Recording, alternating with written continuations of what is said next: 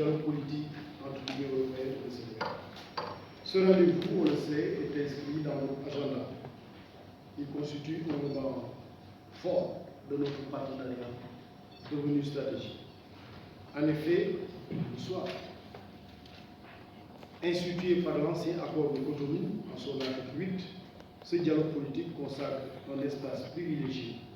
d'interaction sur les questions d'intérêt mutuel et de revue générale de la coopération bilatérale entre le Sénégal et l'Union européenne. C'est donc dire que ces échanges équilibrés, approfondis et francs que nous nous évertuons à tenir régulièrement, vous le rappelez tout à l'heure, monsieur l'ambassadeur, contribuent assurément à renforcer la compréhension mutuelle sur les questions d'intérêt commun. La dernière session de notre dialogue, vous l'avez rappelé tout à l'heure, tenue en 2022, avait permis de passer en revue des sujets majeurs, tels que les priorités de la présidence sénégalaise de l'Union africaine, la coopération multilatérale entre le Sénégal et l'UE, l'état des engagements financiers et des programmes en cours d'exécution, les relations commerciales entre le Sénégal et l'Union européenne, et enfin, la promotion de l'état de droit, de la transparence et de la démocratie, en un mot, des valeurs qui nous sont communes. À l'évidence, la coopération entre le Sénégal et l'Union européenne sur tous ces secteurs clés pour le développement économique et social de différents pays et de sociétés respectives se porte de plus belle grâce justement à la volonté exprimée par nos plus hautes autorités et traduite dans nos engagements mutuels concrets. Même si la survenance de la pandémie à Covid-19 n'a pas permis que cette rencontre classique se tienne en 2020 et 2021,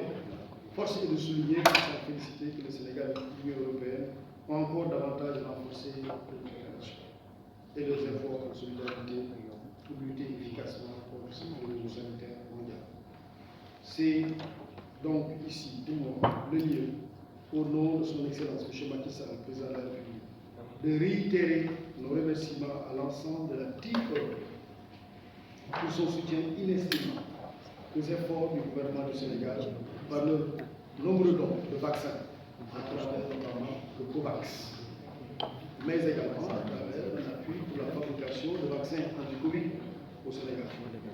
comme cela a été d'ailleurs apporté lors de nos échanges. À ce propos, il me plaît de souligner que le Sénégal, grâce à la clairvoyance et au leadership du président Macky Sall, a signé récemment un mémorandum d'entente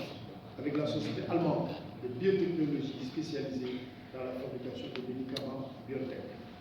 Ce partenariat stratégique qui sera mis en œuvre à travers l'Institut Pasteur de Dakar a pour objectif l'aménagement et l'exploitation d'un site de production de vaccins à ARN messager au Sénégal.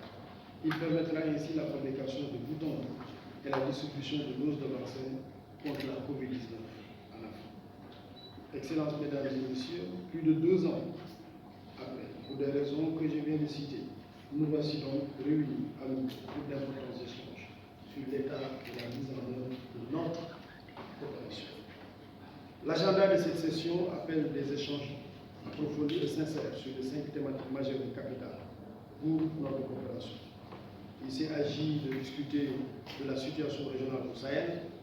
de la réforme de la gouvernance mondiale, des projets d'investissement et de formation professionnelle en faveur de la jeunesse et des projets du Global Gateway. Sur toutes ces questions, Monsieur l'ambassadeur, vous l'avez noté, il y a une convergence de vues et un besoin d'aller ensemble. C'est sous ce rapport que nous œuvrons aussi ensemble pour le retour de la paix et pour la sécurité au Sahel, une zone aujourd'hui en proie à une instabilité politique, au terrorisme et surtout à la pauvreté. C'est également sous ce rapport que nous devrions travailler à une approche globale, durable et concertée de la migration, pour une maîtrise des flux des migrants dans un esprit de respect et de dignité, à travers notamment la formule qui a été évoquée tout à l'heure par le ministre sur cette mobilité circulaire dont elle a appelé à l'élargissement, notamment dans d'autres pays européens. S'agissant de la question des droits de l'homme, le Sénégal s'inscrit au cœur de ses politiques.